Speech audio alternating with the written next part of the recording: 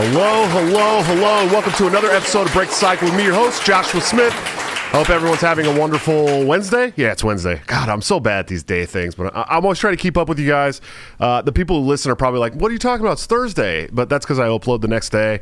Anyways, I hope you guys are doing great. Let's talk about some sponsors. Of course, we have toplobster.com for all your wonderful graphic design needs. The man can make this great Epstein Didn't Kill Himself hoodie that I'm wearing tonight that you should go and check out on toplobster.com using BTC at checkout for a 10% discount. Or you can join the Patreon Subscribe Star or become a member of the YouTube channel to get into the private Discord where you can get a 30% discount on all of his brand new gear up to 2 weeks early. It's really worth it, really pays for itself, and he's got great designs, man. It's super dope stuff. And of course, executive producers of the show, anthemplanning.com, for all your emergency and crisis planning needs. These people are doing a wonderful job that the government has historically sucked at, much cheaper and much more efficiently. So check them out. See what they can do for your business, home, or personal life, man. I'm telling you. It's good stuff. Good stuff. Guys, we've got a great show for you today. I'm very excited. This gentleman came to me. Oh, man, it's been probably 2 months ago or a month and a half ago, we decided we were going to do a show because he came to me and we were talking about his book, and I did a little promotion for it on my Twitter, and then I bought the book, and it's really good stuff. It's definitely a new take. I mean, not a new take to some of the Liberty watchers, but a new take for a lot of people, a new spin for a lot of people on the Second Amendment. It's called The Second Amendment, Rediscovering the Inalienable Right to Firearm Ownership and Self-Defense. It is a mouthful. And this is the author, Mr. Stephen Daniel. Sir, how are you doing today? Great to be here, Josh. Thanks for having me. Of course, man. I appreciate you coming on. Appreciate the book. I always get really stoked when people put out literature that's going to red pill people on any liberty issue. And the Second Amendment is up there for me. Obviously, I've been very vocal about the fact that I think without it, in 6 months, we would be Australia. There's no doubt about it in my head whatsoever. Yeah. I think that's where we're headed anyways. So you guys better get ready to stand up and say no. But man, why don't you tell me a little bit about your journey to liberty and specifically, I mean, the Second Amendment, to hyper focus on that stuff. How'd you get here? Sure. It was 2009, I suppose. Actually, well, it might have been earlier than that. I suppose when I really became a part of the liberty movement, or just in terms of just thinking that way, yeah, it was my early 20s, I would say. And really, the book that changed my life was Mark Levin's Liberty and Tyranny. I know you guys I think typically are more libertarian, which, I guess at some point I wanted to ask you how we really define that, because it seems that it's changed over time for what I remember it being, but we'll get to that. But anyway, I read that book, Liberty and Tyranny. It changed my life forever. I think I had it in my car on the audiobook for about a year straight, and it blew my mind. It gave me this burning passion for the Constitution, the Bill of Rights, the Founding Fathers, the founding generation. And from then on, I just started kind of doing my own research here and there. And then over the next 10 years, I got kind of tired of it. I said, man, I really want to get to the next level. I want to be someone that knows this stuff for themselves and isn't always kind of like asking So I did what I don't think a lot of people have done. I started reading every single Federalist paper, all the anti-Federalist papers I possibly could, writing detailed notes about them, kind of translating them almost, because that stuff is really hard to read. To the point where sometimes it's not even enjoyable. But you got to go through it. You got to see what the arguments are, because these are apparently the greatest arguments for liberty to exist. And they explain the Constitution. It's almost like an instruction manual. So I went through that, not really intending to do anything with it, just for my own knowledge. And what you find is these beautiful gems about the Second Amendment in there. And the Second Amendment was always, I think for everyone, the most important amendment, because it's the one that obviously protects everything else. So I started finding these things there, and I just started saving them. I don't know why. I just started kind of saving and putting them off to the side. And it just got to the point, I just said, you know what, I need to put this in a book. I need to get it out there. People need to know this stuff because it's lost history, and it's your history, America. It's yours. It belongs to you. The Bill of Rights belongs to you. You need to know this stuff. And so that's basically what the book is all about. Yeah, absolutely. And it's crazy. So like a lot of people are constantly trying to interpret the Second Amendment. I mean, that's a constant thing. We're constantly looking to the courts to interpret it for us, which is insane because, you have these papers that are not the Constitution that explain exactly why or what this amendment means to the American public. And it tells you what they were thinking when they made this amendment. Can you explain that for us? Sure. So keep in mind, too, that the Federalist Papers were written before the actual Bill of Rights was was drafted and ratified. But what's interesting about it is that they do use this language, this term, well-regulated militia, and you'll find it not only there, but you'll find it in the ratification debates as well. And probably the most definitive thing you could find is there's a famous Federalist paper, Federalist 29, where Alexander Hamilton, it's actually cited by the statist as this one quote taken out of context, where he's like, the militia, it must be regulated by the government. It must be, in control of the government. And of course, it's totally taken out of context. And he goes on to actually explain exactly what the character of what a well-regulated militia is. And it's everything that liberty people instinctively know. It's just regular citizens capable of bearing arms for the state and for themselves and so on and so forth. This isn't new to people like us, but it is new to people who might think otherwise, who thought, they were trying to create this other world that's kind of, a utopia, a statist utopia. Really, and it's funny, you talked about the beginning of the book, really, talking about constitutional interpretations and how do we interpret it, or how do we interpret this document? And that's basically the first chapter of the book, is you have to know how to read this stuff. Otherwise, you come out with the wrong conclusions about it. I get told a lot that the book is very quote heavy, and I want it that way because I don't want you listening to what I have to say about it. That's irrelevant. What matters is what the founders thought, what the people who actually wrote this thing said. Yeah, sure. You even start your dedication with George Mason. Yes, George Mason. Yeah, yes, he's by far, I think, the most important founding father. They say, I guess if I had to say it, George Mason is the founder of liberty in America. George Washington, he's the father of the Union. Madison, you could say, is the father of the Constitution. Patrick Henry, the father of independence. Sam Adams, the father of revolution. But no doubt in my mind, Mason was the father of liberty when you really look at what happened during the drafting period and the ratification period, and the fact that we even have the Bill of Rights. If it wasn't for Mason really starting the anti-federalist movement at the Philadelphia Convention, who knows what would have happened. Sure, absolutely. And so, for people who don't understand that, so the only other person I've ever had on the show that really kind of got into anti-federalist stuff a little bit was Shane Hazel. He's pretty versed on that stuff. But can you explain what that is, what those papers are, and what they mean to us as a people? The anti-federalist papers? Yeah. Sure. So basically, this was after the drafting of the Constitution itself. It was spread around the colonies, and they really wanted to push. The Federalists were the people obviously arguing for it.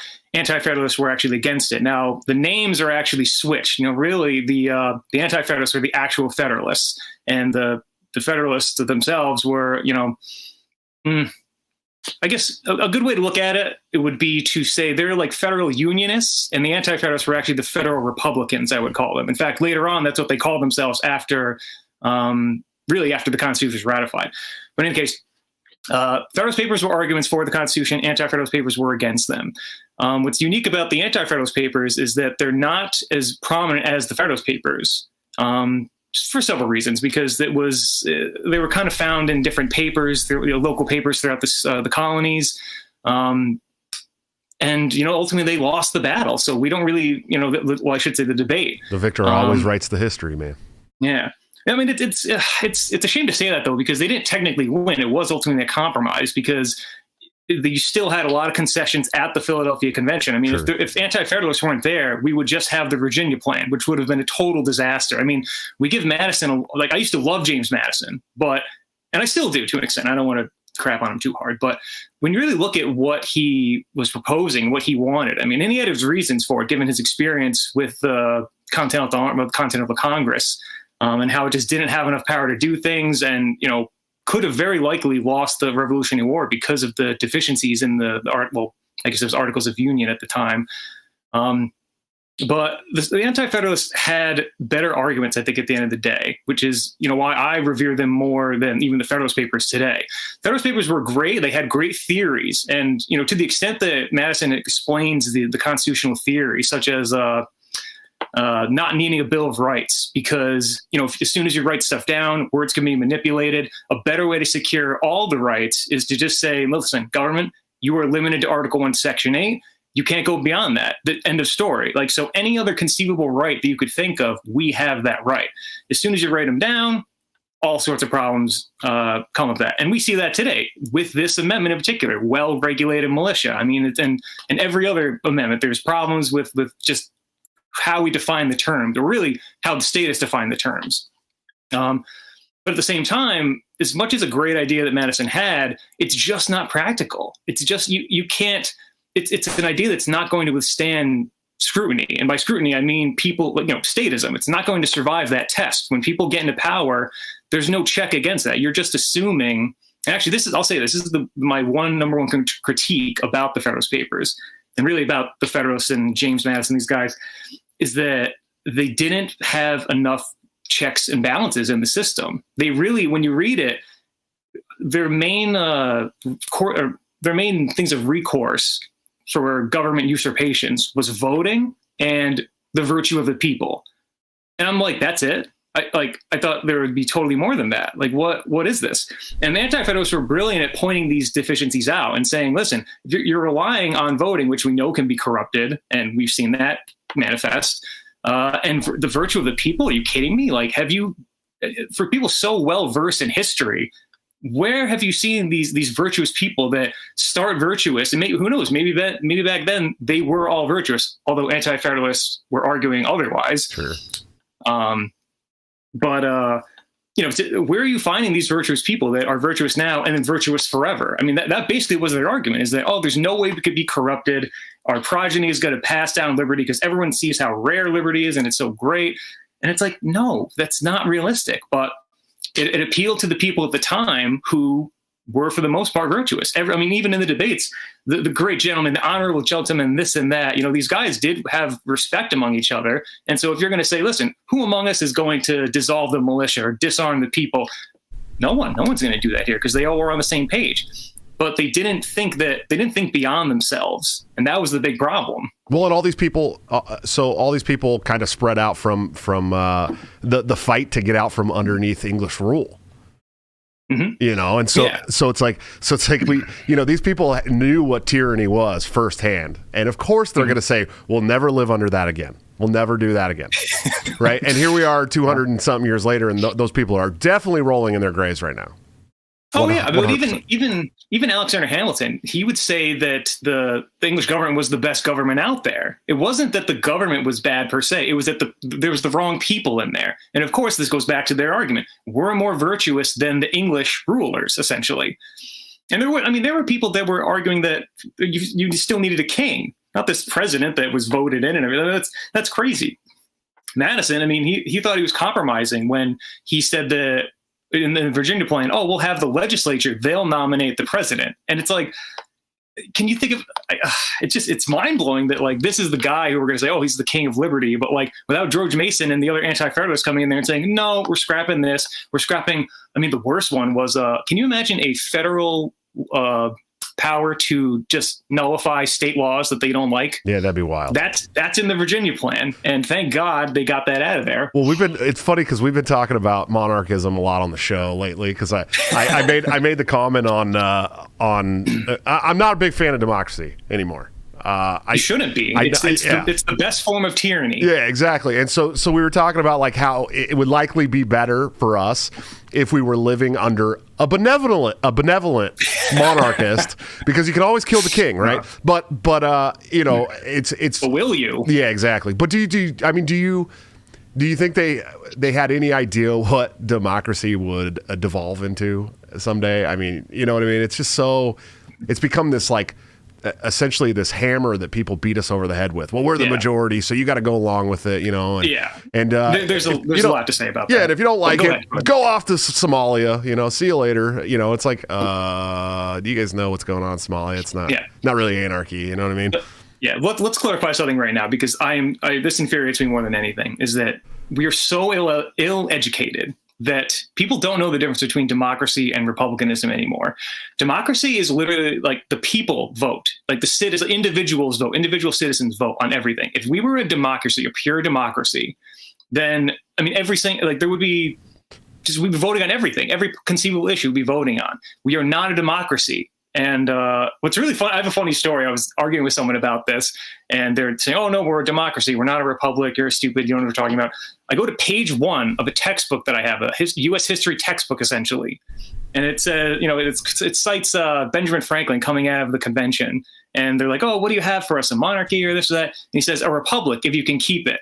Right, right. The guy says to me then, he goes, "Wow, bro, you really need to get beyond page 1." Uh-huh. And I'm thinking to myself, no, you have to get to page 1. It's wild to me. Yeah, that's wild. You're like, oh, dude, I wrote a book on an amendment. Like, I know more than you. What's going on here?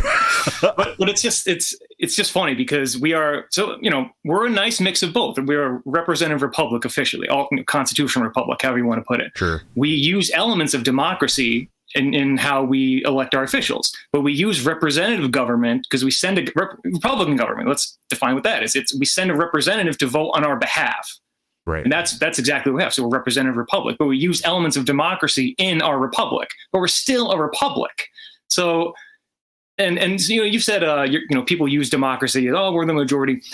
The one thing the founders did understand is that, and you see this with like the Bill of Rights to an extent. I mean, they could have done a better job with it, but the idea is that liberty is not up for debate. Like your Second Amendment rights are not up for debate. They're not up for a vote. If you want to change them, you have to go through the Article 5 process. Right.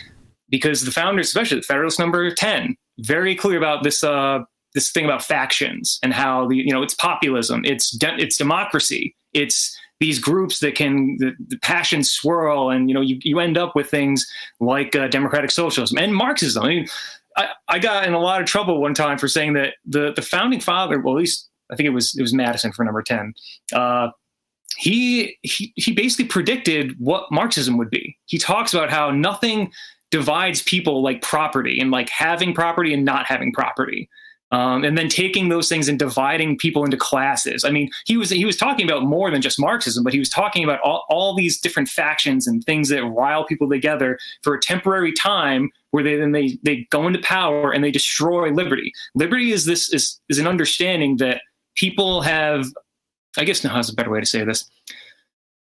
The American idea of liberty is freedom from coercion. And too many people forget that. They think it's a freedom to something, to stuff, to a state of being, to an emotional state, to a state of safety, something tied to the public good, general welfare, the common good, whatever you want to call it. But that's not at all what American liberty was ever intended to be. It was never defined like that ever. It was never conceived like that. Very Yeah, absolutely. So man, tell me about the book.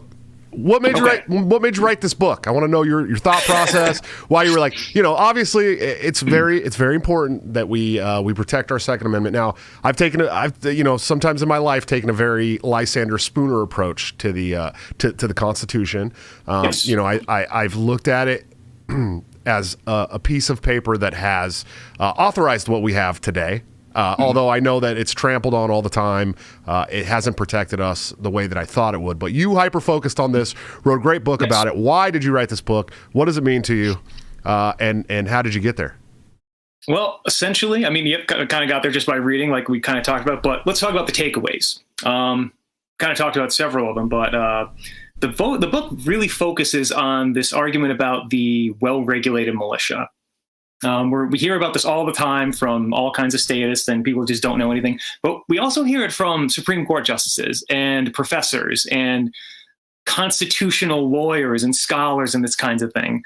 And it's just so sad. And in the very beginning of the book, I quote a dissenting opinion from Justice Stevens. It's from the Heller dissent, which actually is, I think, more important than the actual majority decision, because it tells you exactly where they want to bring us. It tells you exactly what they think of the Second Amendment.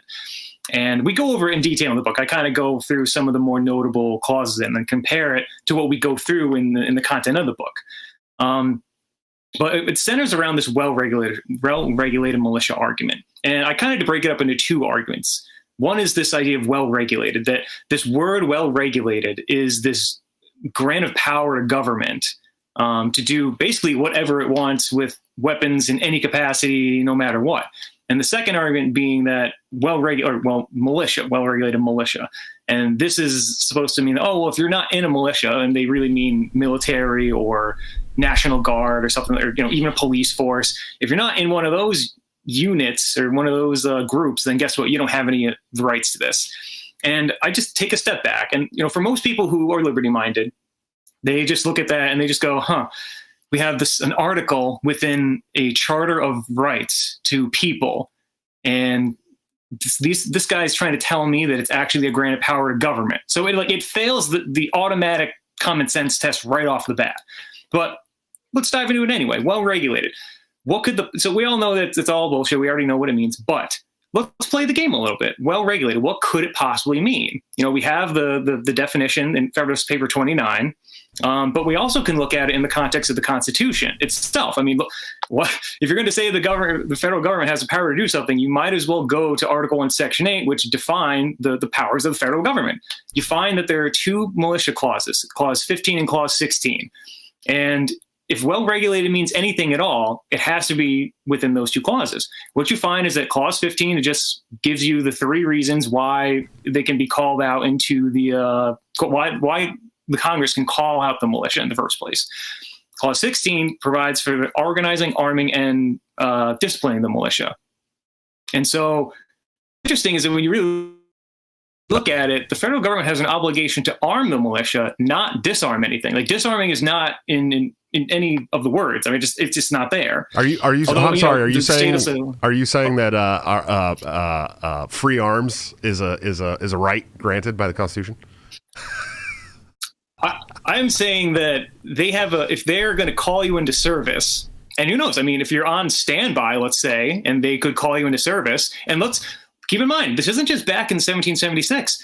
If you look at the militia laws today, 10 U.S. Code 246, you and I are the militia. We are a part of what's called the unorganized militia. True. Because now they have this National Guard, which is a part of the militia, but there's also another section, the unorganized militia. And that's you and me, man. That's you and me. That's every able-bodied male, I think 16 or 18 to 45.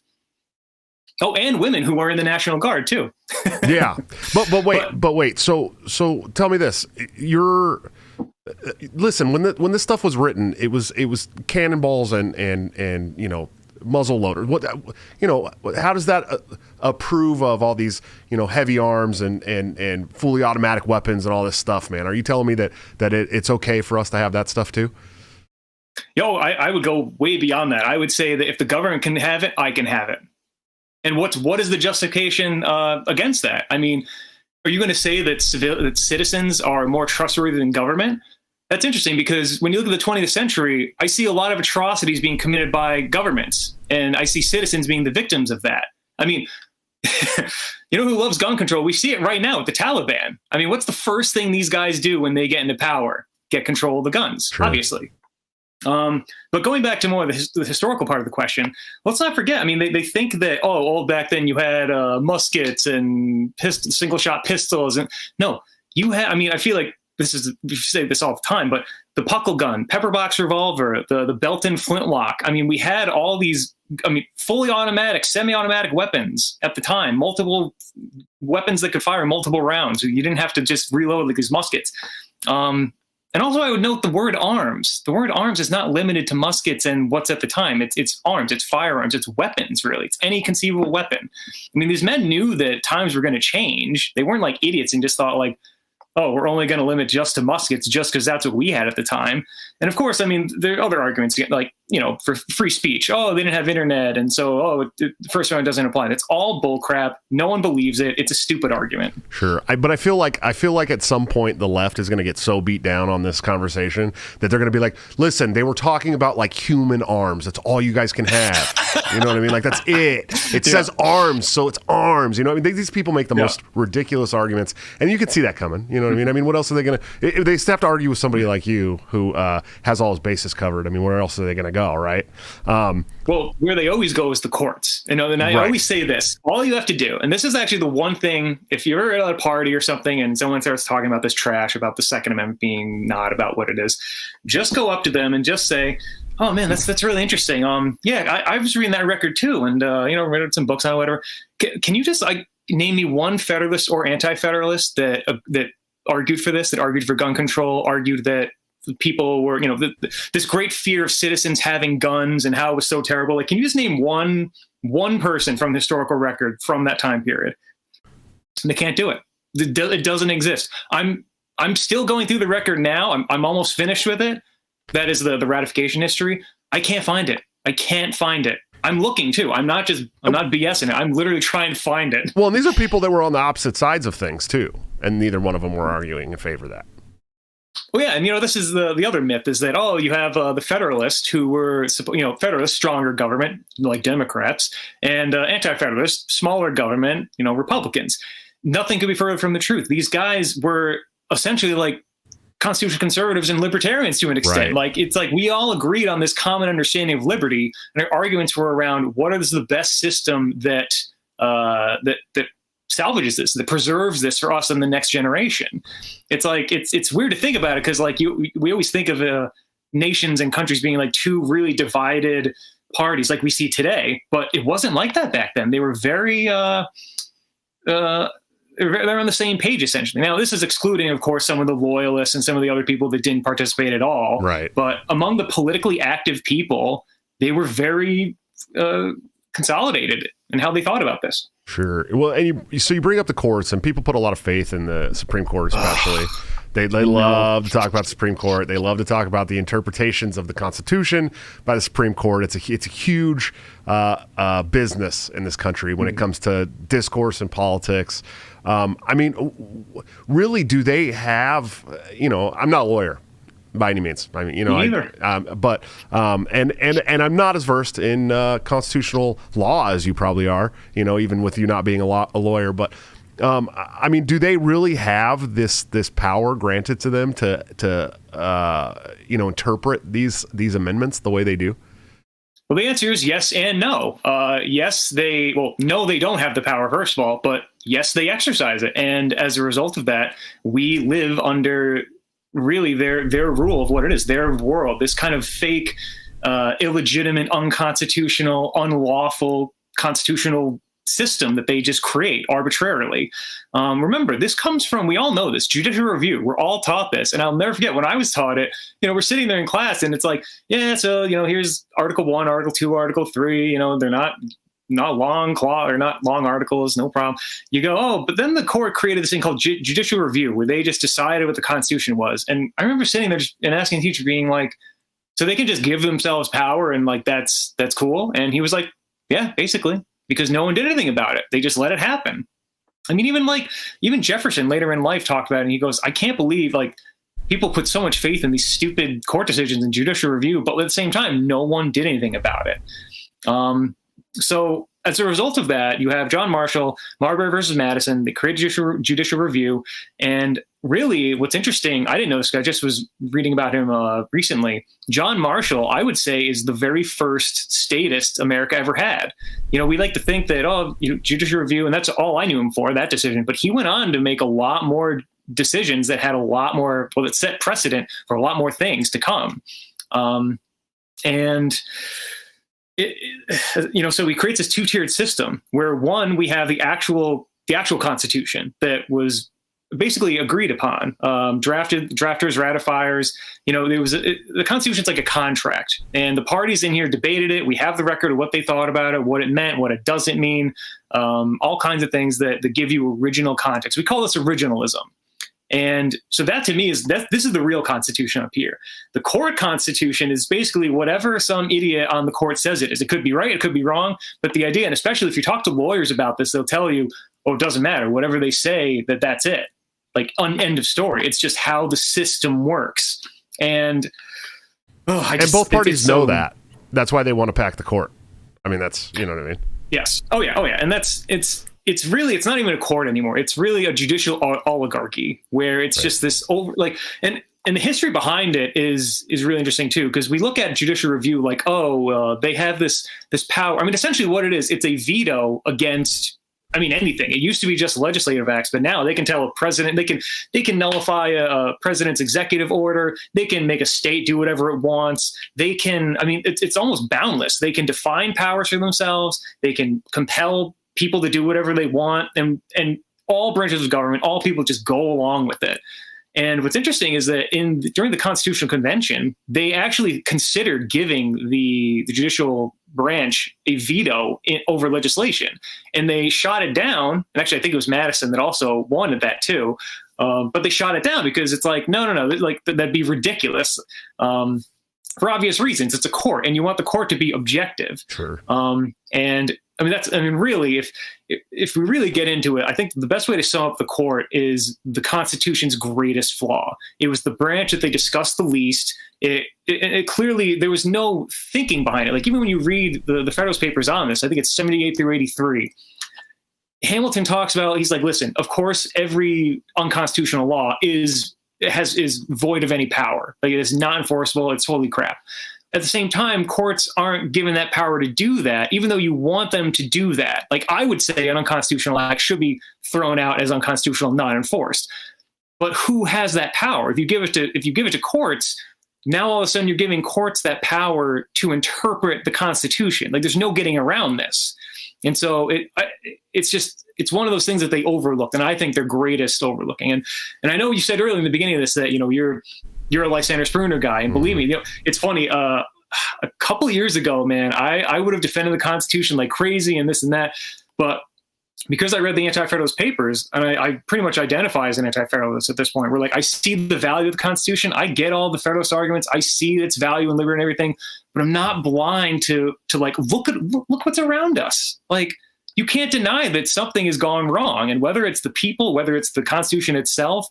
I mean, I think it happens to be a little bit of both, mostly people, but I mean, there's no denying that it's not working. I mean, it's the idea that the Constitution was going to work is just as utopic as communism or anarchism. It's just, these things are not going to work because people don't work like this. We don't create things that are perfect that are just going to work because we want them to.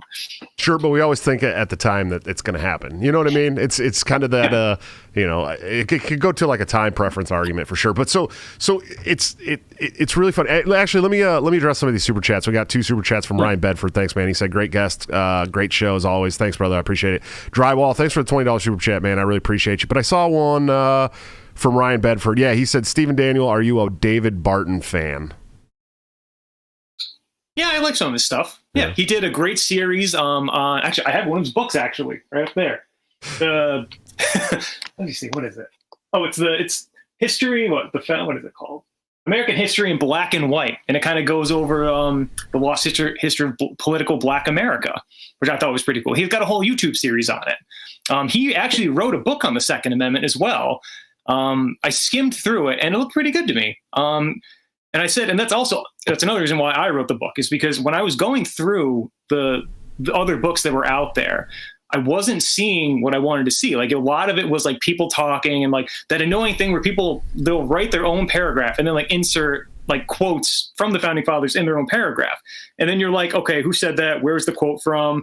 I'm a history guy. Like, I want to know where it came from, who said it, and no one provides that. This book is not like that. This book, I tell you as best I can for everything I find. Well, no, I tell you where everything is. Yeah. Yeah, you definitely let everybody know what's going on in this book, man. Yeah, I mean, it's like, if you want to double check me, if you want to fact check me, if you want to read the stuff for yourself, don't take my word for it. Go read the stuff for yourself. It's all in there. It's all cited for you. Yeah, I mean, it's really thorough, man. Like, if you guys definitely need to check out the book. You can buy it on Amazon.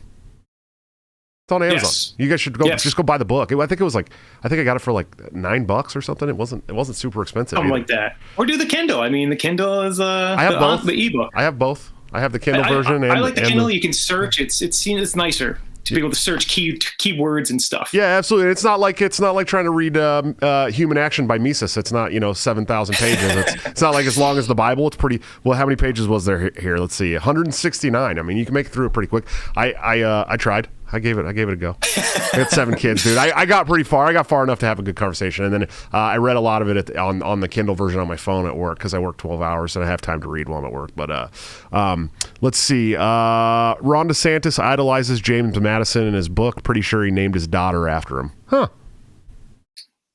I mean, James Madison's not a bad dude. Like, he was a good dude. Some anti-federalists thought that he had other motives, but I happen to think that he was very genuine, I thought. And you can see that even, I read a biography on him, Lynn Cheney's, not Liz Cheney, Lynn Cheney. I don't know if they're related or not, but it was a good biography. I get the sense he was pretty genuine, but at the same time, like, he's a man. He's an imperfect human being. He made mistakes.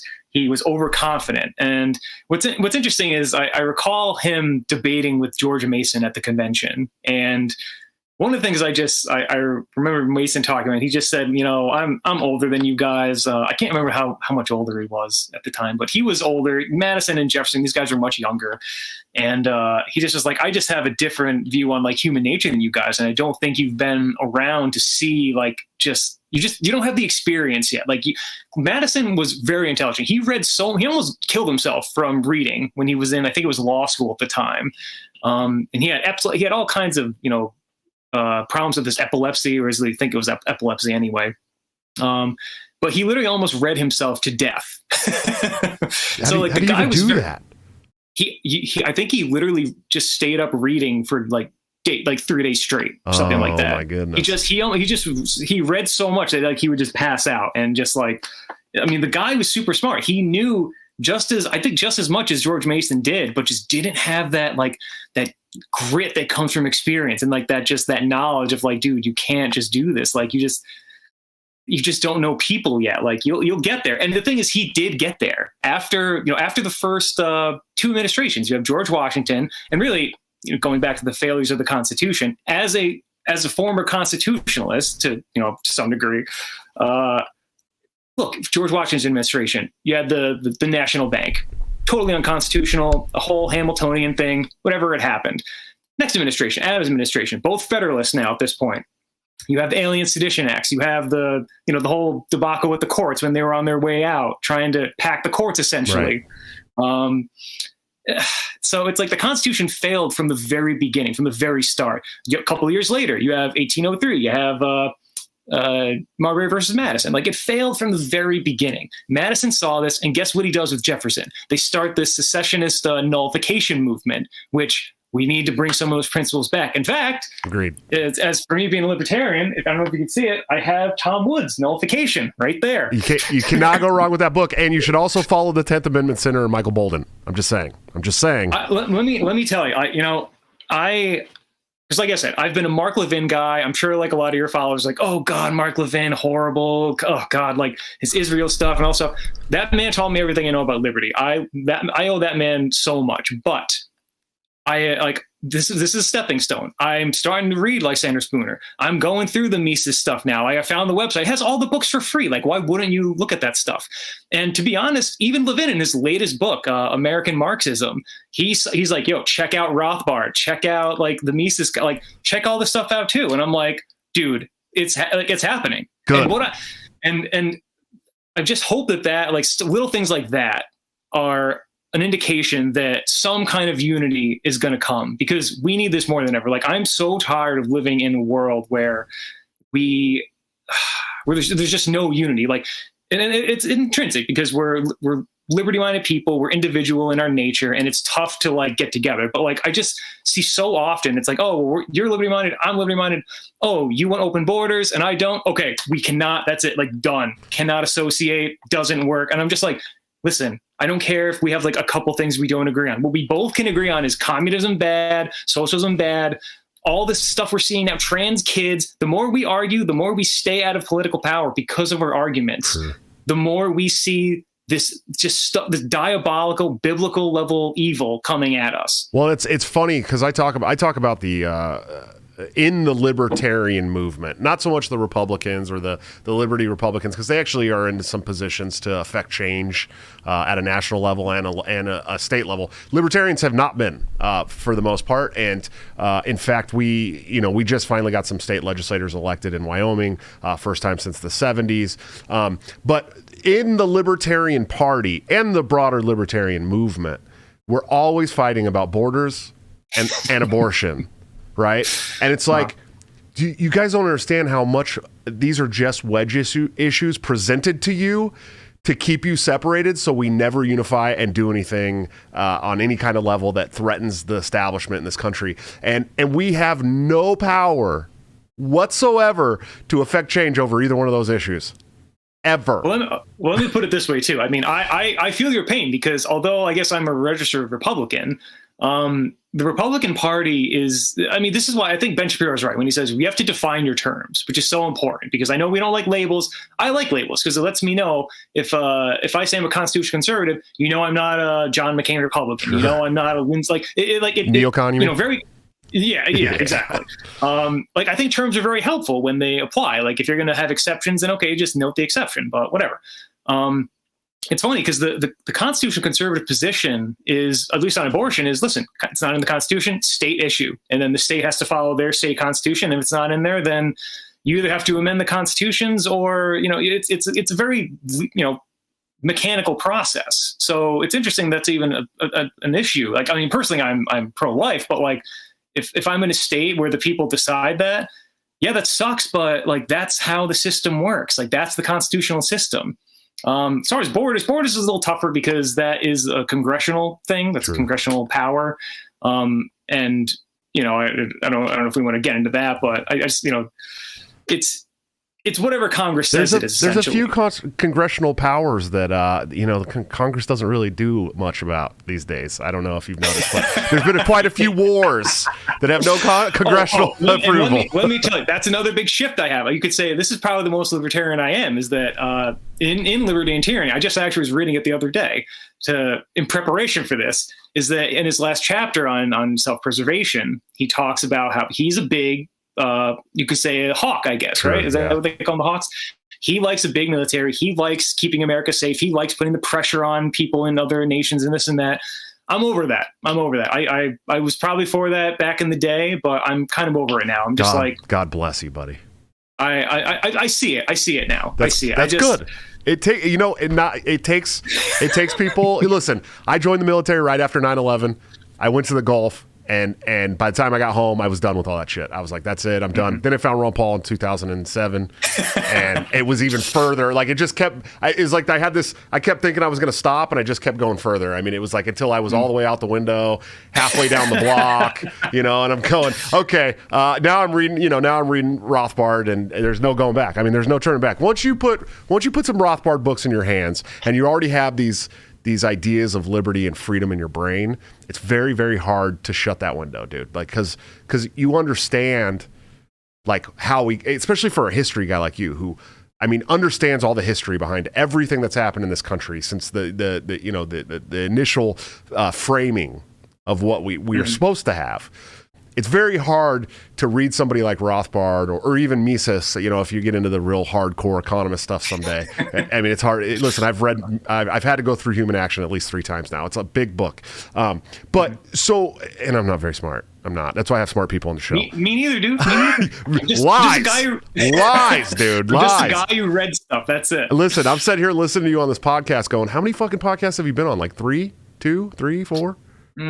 Yeah, just 2. This is my second one. This is absolute bullshit. Listen, Dave Smith, Michael Malice, all you guys, if you're watching, have Stephen Daniels on. He's amazing. And we got the same middle name, Daniel, unless that's your last name. Amazing. Yes. It's also interesting. On that note, real quick, I will note this, is that when I came out with the book, I was excited to get it out there. I thought it would be something people would be really excited about because it is unique. It is different from what else is out there. And I feel like and I don't want to pat myself on the back on it, but I feel like I can actually talk about it in a way that makes sense to people and that like connects with people. And I reached out to a lot of people who are in all different levels of the liberty movement in institutions and businesses that you know and some that you don't know. And it is amazing how much people just are like, just not willing to help others get anywhere. It's all about themselves, or they just don't even respond to you at all. Like people who are like, oh, I'm huge on the Second Amendment, email me with anything that's cool and like newsworthy. Nothing, crickets. And it's really a shame, but it's, I understand it's a part of the nature. Like, it's part of our human nature as individualists and liberty-minded people. It's like, whatever. It's all about me or whatever it is. I don't know. I shouldn't start speculating. I didn't do whatever that. It is. I just wanted to be known. You reached out to me right away, and I was like, "Oh wow!" Like, and remember, I probably messaged you. Were probably one of 100, one of 100 that actually messaged me back. Like, that's probably the ratio that I got, and it's like, it's been pretty hard, but doesn't matter. I've made some, like you. I've kind of inspired with guys like you who, you have families and you do a ton. You do the work. You've done the work. You're doing the podcast now. Like, we're gonna need. I think of that quote in.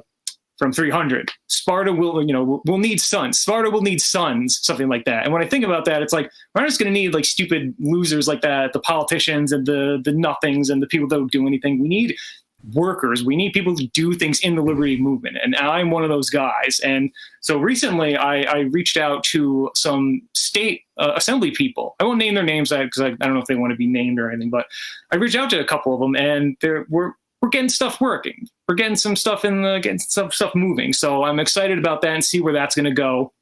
Because I want to be someone like you who's doing stuff in the movement, True. doing stuff in the actual machine itself that we call politics. So, well, I'd say for you, especially because of how well versed you are in the history, and you probably know. I'm guessing you know a lot of like Supreme Court case law. Just from not really. No, I know. I mean, when it comes to the Second Amendment, like. I mean, not even that really. I mean, the thing about the courts is it's so vast. Like, I know a handful of stuff. I could tell you about Rickard versus Filburn. I could tell you a lot about Heller. I could tell you about, some of the Second Amendment stuff. I could tell you about some of the famous ones like Korematsu and Plessy versus Ferguson and Dred Scott. Some of the ones that we all know, but Rickard versus Filburn is probably the biggest one that people don't know that they should know. But yeah, I'm not too well versed in that stuff because honestly, it's a waste of my time. Like, I don't care what these losers had to say because I know they're wrong, and I can prove, like, give me their argument. Oh, this justice said this, and all I have to do is compare it to the constitutional knowledge that I do have. And again, just look at Article 3, look at Article 1, Section 8. You don't have to be a constitutional scholar. You don't have to know any of this stuff either. You don't have to know what these judges know. Oh, here's the difference. Judges know case law. They know Supreme Court case law. They like to have this thing called precedent. Only sometimes, only when it's convenient to them. When it's convenient to them in other ways, they'll ditch precedent altogether and create a whole new stepping stone, let's say. Of course. So judges are just, it's totally meaningless to me. It's a total waste of time to me to research any of that stuff, unless you're trying to like get out of prison. Like, if you're going to court, yes, then you need to read and know all that stuff, know the record, and even beyond that, know your judge, know your prosecutor. Like, then that's when you have to play the game. But as far as the actual originalist history is concerned, you don't need to know what they said. You just compare it to the history, and you have your answer. Sure. Yeah, I just really think that you and Michael Bolden from the 10th Amendment Center would have a great conversation on this stuff, man. I know it. I'll tell you that, I learned so much you don't even understand. There was a debate between Tom Woods and Michael Malice about Alexander Hamilton, where I learned you probably could still find it, but it is gold. It is absolute gold. They just dig into this man, both sides of it, deep history. It's amazing. And I think that's how I actually was introduced to both those guys. And I have to say, I'm seeing a lot more of Michael Malice in my feed these days, and I'm liking it. Dude, it's so white pilling. He put out this anarchist handbook, and it's trending _1 on Amazon. And you're going, no, I'm not. Wow. I'm not an anarchist. I'm not. I think, like I said earlier, I think it's just as utopic. I just don't think it works. Oh, I'm sorry, I lost you. What? I'm just kidding. No, go ahead. I'm just kidding. Like I said, I think look at it this way. Communism, the Constitution, and anarchism, they're kind of all very utopian in the sense that communism, it'll work. Everyone has to do exactly what they have to do, and then it will work. But guess what? We're human beings in this physical world. That doesn't happen like that. Anarchism, you just need people to leave you alone, and then you're good to go. But guess what? People don't leave you alone. We live that we live that reality every single day. So anarchism, it's not going to work. Even if, just like in the Founders, okay, now we get all these people together, and guess what? We all agree on what liberty is. Okay, you finally did it. You've created the Constitution. We all agree on this stuff. Okay, next generation, or not even next generation, same generation, just the guys are in power now. Now the Federalists are in power. Nope, doesn't work. So it's like, what do you do? And I think what we have to realize is one thing, is that we are not going to create a society that we like. Or we'll put it this way. We're not going to create this utopian society, whether it is anarchism, communism, or even my beloved republic that has inalienable rights preserved forever. And this is not going to work. Benevolent, completely benevolent. Yeah, always. Listen, it's funny because I am at heart an anarchist in principle. right? I'm definitely Murray Rothbard, and I think I'm even going further than Murray Rothbard at this point. Yeah, I'm getting pretty. I've been getting into Hoppe a lot lately, and I think that the for me, the national divorce idea is big for me. I'm a big fan of this push to like secede from these people that we can't live with. I mean, that's where we've gotten is I can no longer live with these people. You know what I mean? These people. That's what I'm saying. All right, let me just break this down for you. You'll appreciate this. As a self-identified anti-federalist, this is kind of exactly what they were arguing. Is that, listen, one of the big breaks that the Federalists had, particularly Madison, that they had was everyone loved this guy named Charles Montesquieu. Charles Montesquieu was probably the most cited guy. Probably more even than Locke. He was the most cited philosopher on the principles of government, the separation of the powers, all this stuff. His one big break with Montesquieu was that you can have a republic over a large territory like the United States. Anti-Federalists were saying, dude, you are abandoning Montesquieu because he says you can only have it in small areas. And that's why, you look at the Articles of Confederation, it was like, listen, no, every state is its own nation, and it should be like that because the people are different, the geographies are different, the climate is different, the culture is different. Like, if you can't force fit these people to fit into one, United States. It's not going to work. The great Montesquieu says it doesn't work. Also, we have tons of historical evidence that it doesn't work. Hello, Rome, people, all these guys knew this stuff. But Madison had faith. He said, listen, I know it's an experiment, but I think we can do it because, listen, we agree on one thing. The reason it works is that we agree on one thing, and that is liberty. We all agree on this concept of liberty. That, listen, what is it? What was the one thing they agreed on? That liberty, that you are free from the coercion of others. And we all agreed on that for a little bit, I guess, anyway. But, I mean, when you look at it today, that is gone. We no longer agree on what liberty means. Some people think some people would just gladly sacrifice liberty for safety, for healthcare, for anything they want, anything to make them feel good. These people virtuous. Will literally sacrifice their liberty for a degree in gender studies. I mean, it's yes, that's literally where we've gotten these days, man. So this idea of secessionists and nullification, it's so foreign to us, and it's like, no, it is more American than I think people realize, and that's why it's so important to read the Anti-Federalists, because they are also our founding fathers, whether we agree with it or not. They colored the Constitution with their ideas. We have the Bill of Rights because of them. They are also our founding fathers, and their ideas are still relevant today. And so it's very American, I think, to say that, listen, the Union isn't working. I mean, what are we united around anymore? What unites us anymore? I don't know what it is. Do you? No idea, dude. I think it's like mayo and I think mayonnaise and roads at this point. I don't really physically connect us? I don't really know. And here's as somebody who grew up in the Bay Area in California, it's funny because my secession doesn't, my ideas of nullification and secession, they don't come from being worried about being in a multicultural society, right? Like some people probably have that ideal. They don't want to live in a multicultural. I fucking loved it. I'm from the Bay Area, California. I had great food everywhere I went. I had awesome Mexican neighbors who used to bring me over and drink fucking Coronas with me, and they were cool. And they didn't like the liberal shit either. Mine is these people who wanna use the state to smash my family, to smash my businesses, to smash my freedom of speech. And that's not a multicultural thing. That's it's mostly middle-aged white liberal women. You know what I mean? What's funny? What I would tell people is people it'll say the same thing about me, about anyone who's center. If you're center right, you're a Nazi, you're Hitler. You're not Stalin or anything. We don't talk about Stalin or Mao or Cambodia. We don't talk about Pol Pot. Yeah, we don't talk about those guys, but we always will talk about Hitler. But who's also a socialist, by the way. But please go ahead. Sure. We don't talk about this. No, he was a racist. We don't care about that part. Right. Nazi just meant racist. It doesn't mean anything about socialism. Anyway, what was my story about? Oh, so yeah, they'll say, "Oh, you're a racist," blah blah blah. You don't like foreigners and whatever. And I would tell them that I would gladly trade all those people in Hong Kong waving American flags against the Chinese. I'll take all of them in my own house, bring them to my house, and export or deport, white liberal women. Get them out of here.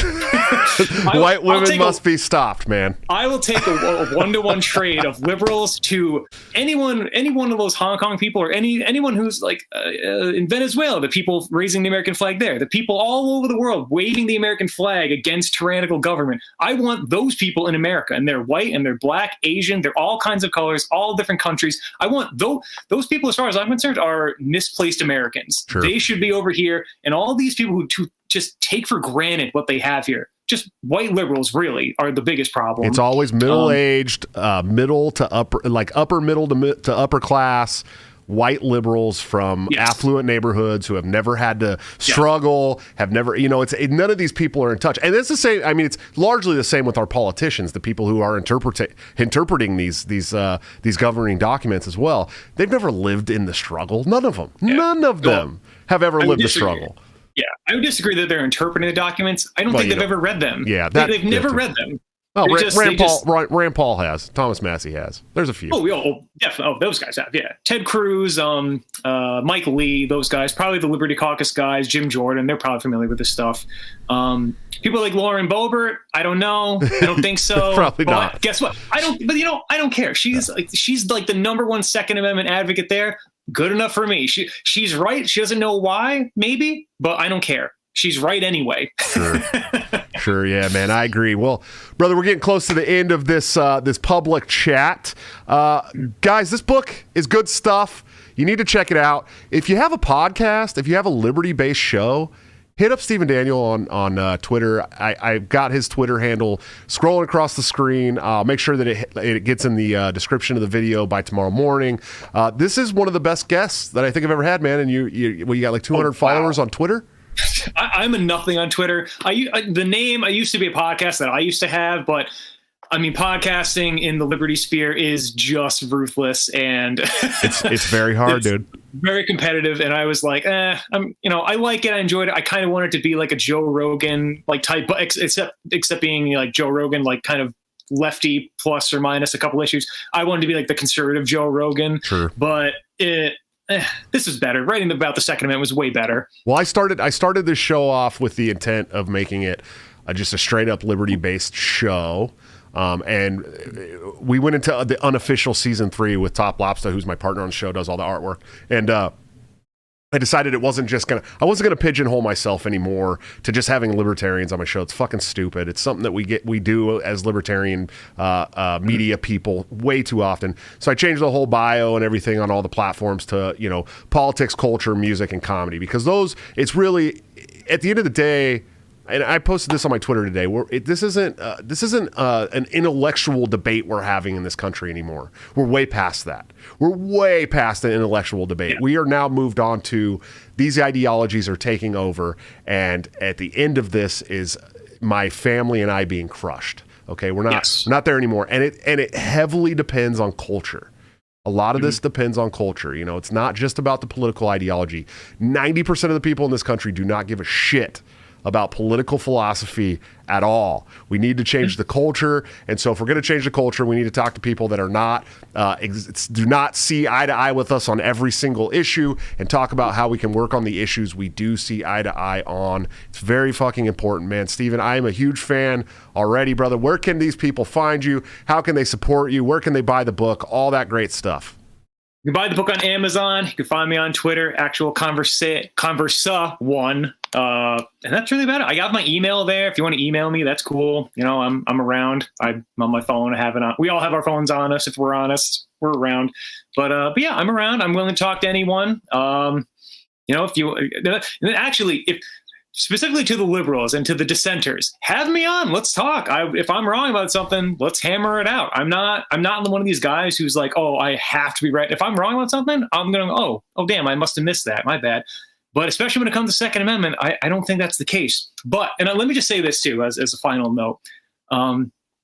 so often in the liberty movement, we're always just trying to just tell people, no, tyranny's bad. Tyranny's bad. You don't want socialism. Communism bad. It's just like we're constantly telling people to like not chop off their limbs. Like, no, it's bad. Don't do it. When it's such a shame, because the founders definitely envisioned us getting to the next level of liberty. Like they did what they could with their time they had. They didn't achieve all the things they wanted. Slavery being one of the big issues that they wanted to tackle. They laid the framework for as best they could, but they always envisioned that we would get to the next level of liberty. And what's such a shame is that it's very rare we have those conversations because, like we said, people on our side don't always converse and they don't always get along the best. And we're always arguing with these idiots that statism is bad.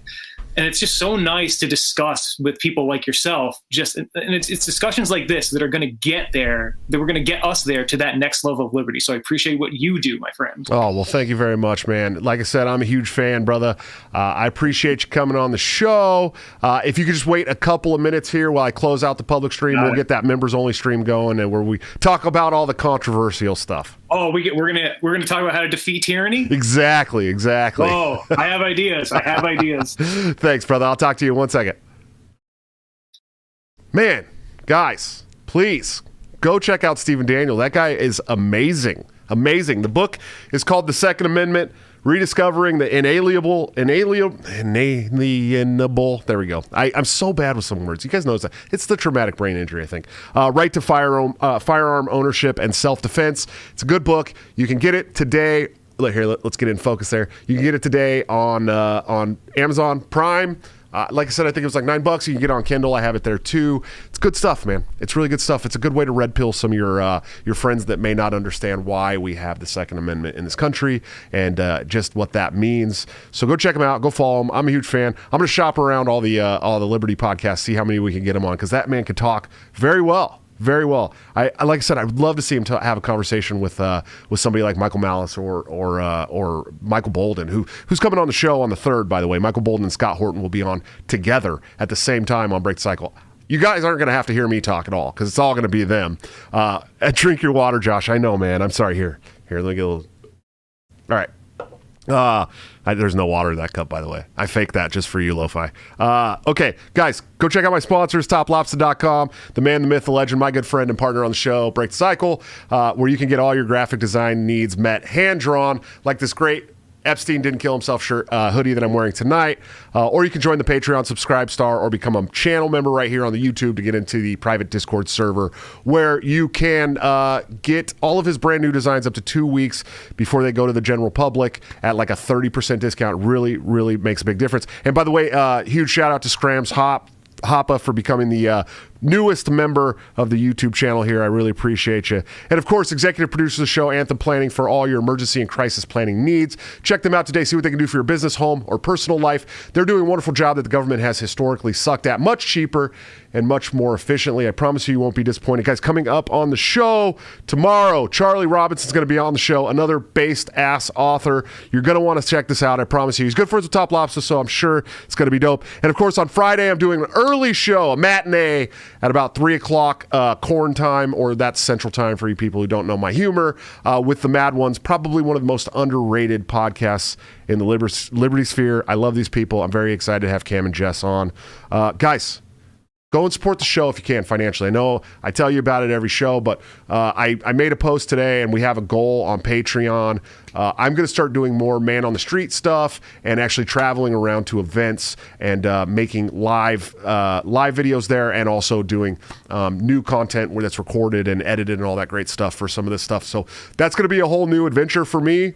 And I want to get it done, but we definitely have to get the show more financially supported. So we're I think we're like 12% of the goal, or 15% of the goal, or something like that. So we're getting there. But I appreciate you guys very much. I will see you tomorrow for the show with Charlie Robinson. But until then, don't forget to break the cycle.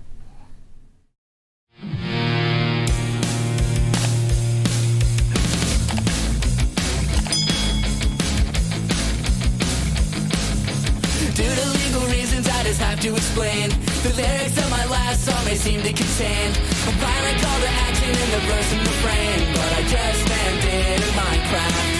The helicopter part was in reference to GTA 5 and the things you do. So any violence you commit, I am not an excuse, because I just meant it in Minecraft. A chipper is my friend and he's constantly cold. Accusations of incitement getting totally old. Make your own choices, yeah, you have control, because I just meant it in Minecraft. Obviously I would never advocate force, unless there's due process and a trial, of course. And if you're convicted, we will make you a corpse in Minecraft, just in Minecraft. You're nothing, I mean, you know it. No product dinners, cause you're closed for COVID. Holy shit, I think I'm a poet in Minecraft.